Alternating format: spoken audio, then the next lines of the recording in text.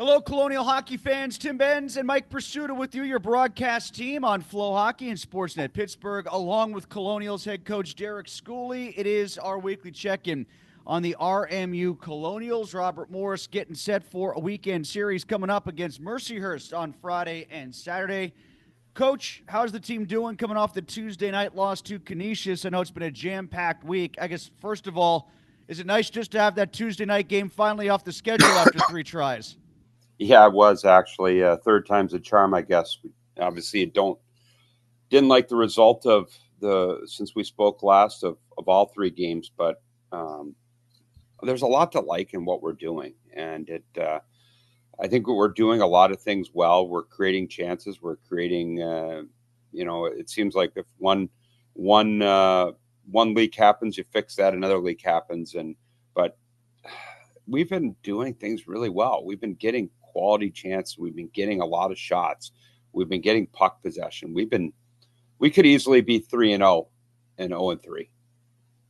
Derek, I asked you right after the game if your guys are of that opinion, because that was an opinion I shared with you as well in the immediate aftermath of that Canisius game. I thought, other than the ending, Mrs. Lincoln, how did you like to play? It was a hell of a college hockey game. Do they sense that they're close, or are they starting to maybe fray a little bit because of the losing? Well, I think anytime you lose, because we're a results-based business, you don't get points in the standings for close. You don't get points in standings for effort. You don't get points for standings for out-chancing teams, out-shooting teams. You get points for wins and losses. And I think this time they're gripping it a little bit. We were going to practice yesterday, which is Wednesday after the Tuesday game, and we had a long discussion as a staff, followed by a long discussion with our captains, and we decided that probably we would need a mental reset day. And with that, we're doing some things today. We've got, through the athletic department, we've got a speaker that we've used numerous times, that Kevin DeShazo, that works with Oklahoma football, works with a lot of different programs. We're doing a mindset with just our team and him today. So there's a lot of different things that we're trying to, none of us are giving up on this team. We believe that this is a good hockey team. You see it's a good hockey team.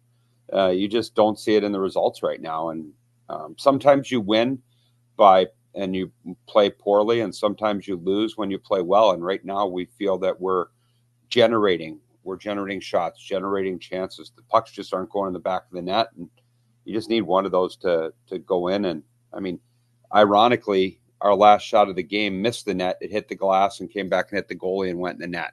I mean, we finally get a bounce after the game's over. So hopefully that puts us in the right direction and bounces start going our way. Speaking of goaltending, Derek, how do you think Croy Kokendorfer did in the last 2 games, the second game against Army and then the Tuesday night game against Canisius?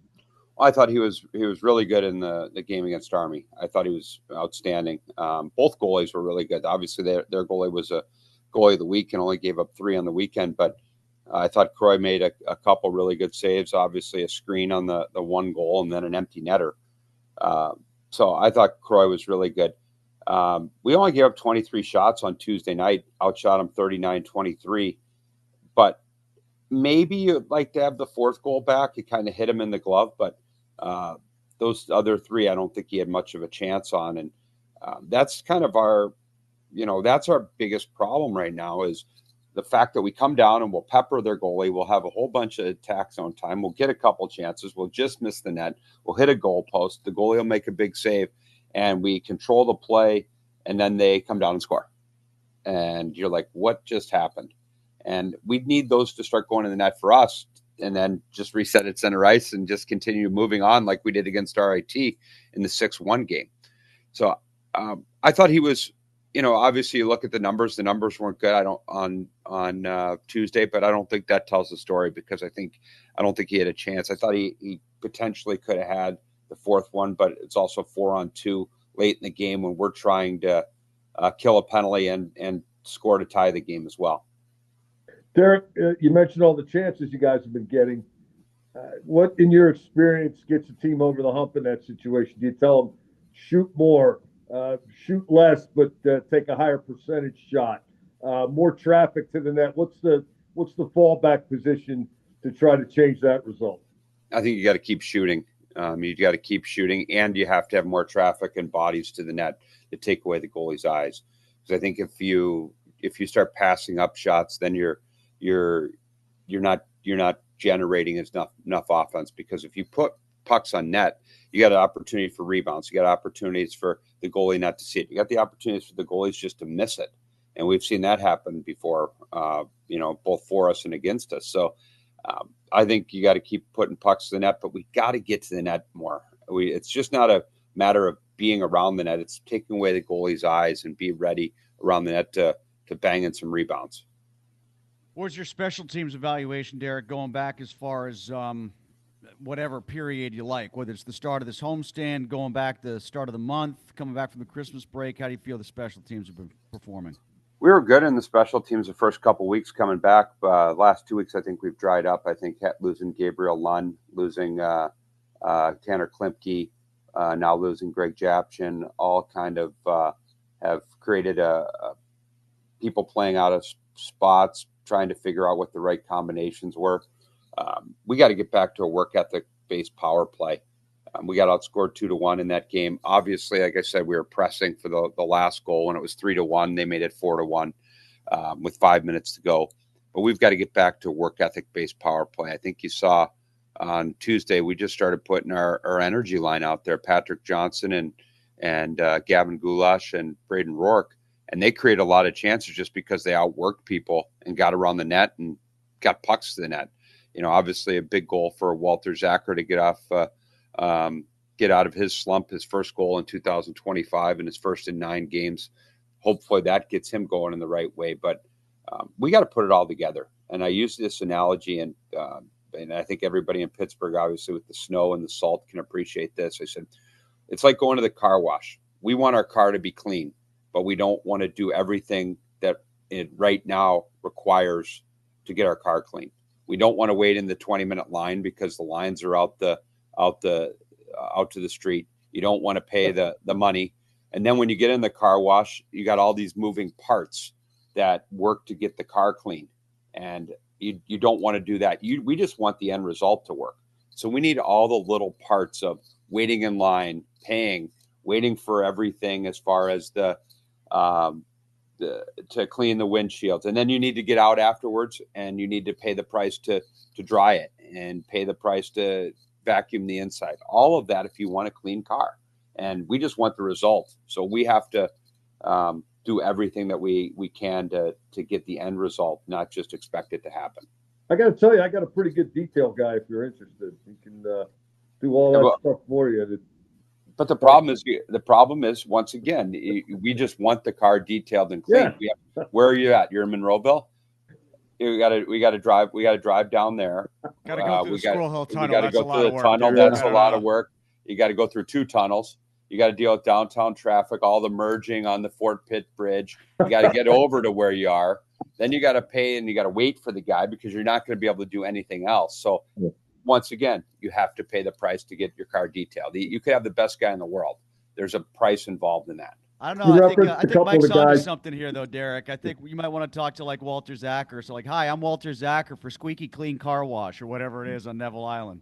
NIL money, right? Yeah, exactly. It's get a it world. where you can get it. Derek, you mentioned a couple of guys that are banged up. A couple of your key performers in particular, Klimke and Lund. What's the availability lineup look like for Mercyhurst this weekend?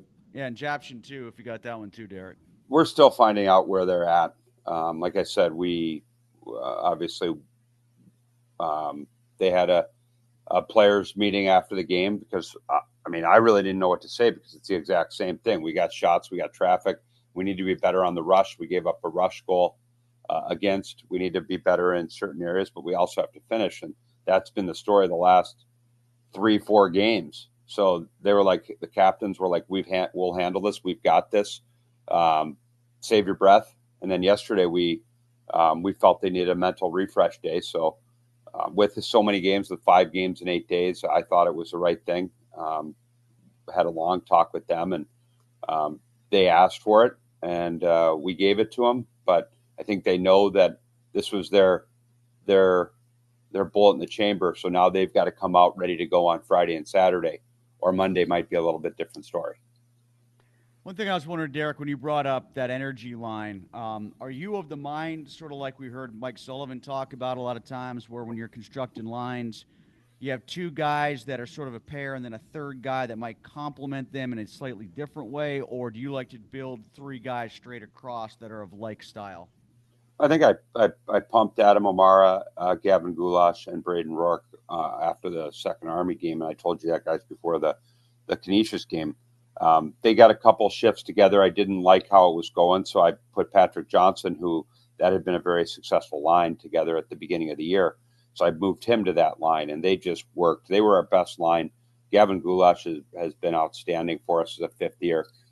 He's indicated to us that this is his end of his hockey career after this, and unless something crazy pops up or changes his mind, but he's going out playing his best hockey right now, and he was outstanding. That line was really good, and that's a line that's kind of like my comfort line. I'll break them up, and then if things aren't working, I'll go back to that line, and they'll play with energy and they'll play with passion. Actually, Goulash and I are going to have a detail business next year. We're just putting the finishing touches on getting that lined up, so that's why he's not playing any pro hockey. But I was curious the approach down the stretch here. 8 regular season games remaining, and we went into that Army series thinking, yeah, maybe 5th place is a possibility and a bye. Now they have Army's got you by 10 points. You do have a game in hand, but has the focus maybe shifted toward just making sure you finish at least 8th and get home ice in the first round? Or is the idea just win as many games as possible, get as many points as possible, and get the game up to where you want it to be in the postseason? And yes, I think that's probably a little bit of everything. I think we still want to reach one of our goals, and that was a first round bye, but we've made it a little bit more difficult on ourselves right now.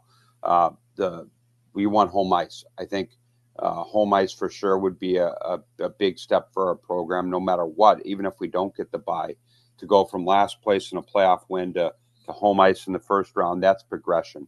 And no matter what, we've taken some big, massive steps as a program from last year. It's just you want to be rewarded for what you do, and you want to feel good about everything. And last year we lost 8 in a row, but we probably deserve to lose a lot of those. This year we feel like we're a lot better team than what our record is.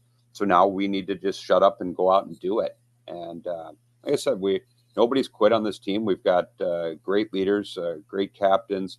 My assistants are outstanding there and coming up with ways to try to make us better. But we got to go out and do it. Talking about it isn't good enough. And Mercyhurst is going to be hungry they just split with Niagara their previous weekend. They were beat up. I think they're getting healthy. We're going to have some guys continue to step up. And when we get our guys back, we'll be even better. But right now it's about going out and getting the job done. But, this is the team we brought to the dance. It's time to go out and do something. Derek, before we go, it was a nice weekend in the sense that you also had the opportunity to honor a couple of Colonials, both from the men's team and the women's team, Brittany Howard and Zach Lynch getting into the RMU Colonial Athletics Hall of Fame. What can you tell us about their careers, specifically Zach, who you coached for 4 years? Well, congratulations to both. And I know Brittany Howard is not only one of obviously being recognized as a Hall of Famer, but she obviously had a tremendous impact on Robert Morris Hockey, won championships. She had a great career in pro hockey and now is doing great things with Pittsburgh Penguins Elite. So congratulations to Brittany. And I got a chance to spend a lot of time with the Lynch family, as you guys probably did. I heard you guilted him into an interview in between periods. That coerced, yeah. I believe is the word that we want to use here. But really happy for Zach and their family. They've been Colonial. We had Lynch for 8 straight years. There's a lot of little Lynches running around now between the family. So who knows? I don't know if I'll be around for him, but there could be a future Colonial or two. And his wife, Maddie, played on the women's team as well. So I'm really happy for Zach. I know he took some shots at me, like pass the puck to Cody Wido. And things like that. But you know what? He did a good job, talking about thanking all his teammates, and that class was outstanding with Denham and Cope and Friedman and Lynch, and you go down the list of people, Go Lightly, and I mean, they're just some. That was a golden era of colonial hockey, and you had Terry Schaefer in goal, then you had followed by Dalton Isaac. Just the names you can throw out, and Wido was in there for a couple of years. He was 1 year ahead of him, and Jacqueline and Jones, and I know I'm going to miss somebody, but was Gibson in that class? Gibson, yeah, Greg Gibson was in that group, and but those are some big names that are in our program, and you're going to see some of the other ones. They played. Brady Ferguson was on the back end of that. Daniel Levins as well. Rob Mann. You're going to see some more of those guys eventually get into the Hall of Fame here at Robert Morris. But I mean, that's why you can see over my shoulder over here, I got a championship picture. I've got, you've got the Moore family, and you got the late Mark Workman in there. So it's a lot of really good people that are really good Colonials right now too. Colonial alumni. Well, Derek, best of luck this weekend coming up against Mercyhurst. Thanks for the time here, and we will catch up with you after we get our cars cleaned on Friday. Well, Mike's starting the business. Might want to look for some investors. We will be back as well next week following the Mercyhurst series to catch up again with Derek and talk more about the Colonials coming up. So make sure you check in here at the RMU website and on all of the Robert Morris Athletics social media platforms.